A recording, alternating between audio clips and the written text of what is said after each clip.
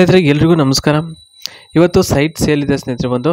ನಾನು ಅದ್ರ ಬಗ್ಗೆ ಡೀಟೇಲ್ ಆಗಿ ಕಂಪ್ಲೀಟ್ ಆದಂಥ ಒಂದು ಮಾಹಿತಿನ ನಿಮಗೆ ದೊರಕಿಸ್ಕೊಡ್ತೀನಿ.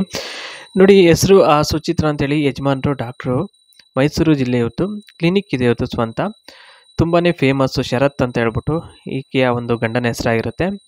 ಬಿಳಿಗಡ್ಡ ಅವ್ರಿಗೆ ಬಂದಿರೋದು. ನೋಡಿ, ಸಮಾಚಾರ ಬಂದ್ಬಿಟ್ಟು ಏನಪ್ಪ ಅಂದರೆ 7 ಸೈಟ್ಗಳು ಸೇಲಿಗೆ ಬಿದ್ದಿದ್ದಾವೆ. ಯಜಮಾನರು ಇದರಲ್ಲಿ ಓಡಾಡುವುದಕ್ಕೆ ಆಗುತ್ತಿಲ್ಲ, ಅಷ್ಟು ಬ್ಯುಸಿ ಇದ್ದಾರೆ. ಆ ಒಂದು ಕಾರಣಕ್ಕೋಸ್ಕರ ಇವರೇ ಮುಂದಾಳತ್ವ ವಹಿಸ್ಕೊಂಡು ಮಾರೋದಕ್ಕೆ ಹೊರಟಿದ್ದಾರೆ.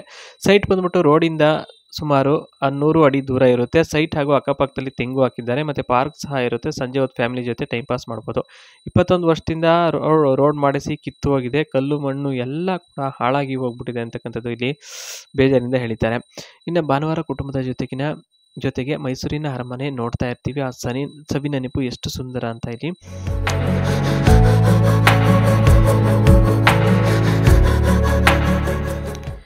ಇನ್ನು ಸ್ನೇಹಿತರೆ, ನೆಕ್ಸ್ಟ್ ಕೊಡೋದು ತಗೊಳ್ಳೋದ್ರ ಬಗ್ಗೆ ಇಲ್ಲಿ ಮಾಹಿತಿನ ಕೊಟ್ಟಿರ್ತಕ್ಕಂಥದ್ದು. ಅದರಲ್ಲಿ ಮೊದಲನೇದಾಗಿ ಸಡನ್ ಅಂತ ಬಂದು ನೋಡುವುದಕ್ಕೆ ಆಗುವುದಿಲ್ಲ.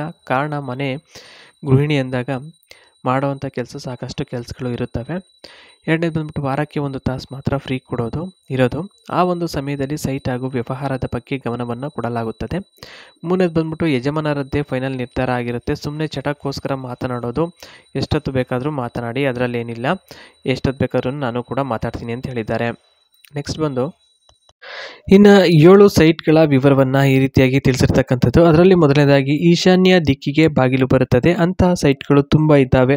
ಕೆಲವು ಕಡೆ ಚೆನ್ನಾಗಿದ್ದರೆ ಇನ್ನು ಕೆಲವು ಕಡೆ ಸ್ವಲ್ಪ ಹಳ್ಳ ಬಿದ್ದಿವೆ. ಅದಕ್ಕೆ ಮಣ್ಣು ಹೊಡೆಸಿ ಸಮತಟ್ಟ ಮಾಡಿಸಿದ್ದೆವು.